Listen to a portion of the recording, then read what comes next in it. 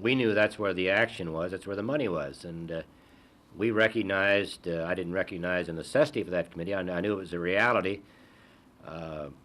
They were a candidate organization. They were there to re-elect the president. They did a good job. Clark McGregor is a friend of mine. We got along very well. I think sometimes, though, frankly, that the committee to re-elect the president did ignore the Republican Party, and there were some hurt feelings among Republicans who worked very hard. But we survived. We're still in business, and they've closed their doors.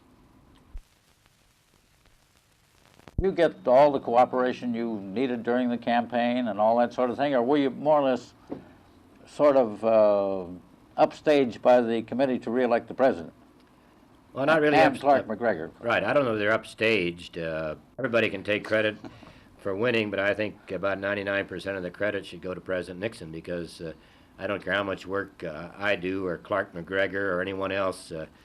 The man himself determines his support, and Nixon had a lot of it.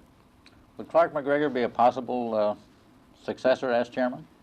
I wouldn't recommend anyone who was in a policy position making in the committee to re-elect the president. I think it has to be someone away from the committee to re-elect the president.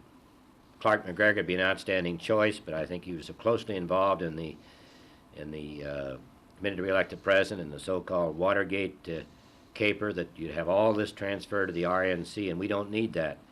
We need someone to come in and take charge of the party and move it ahead. Well, apparently there is going to be an investigation of the Watergate. Senator Kennedy apparently is moving toward that now.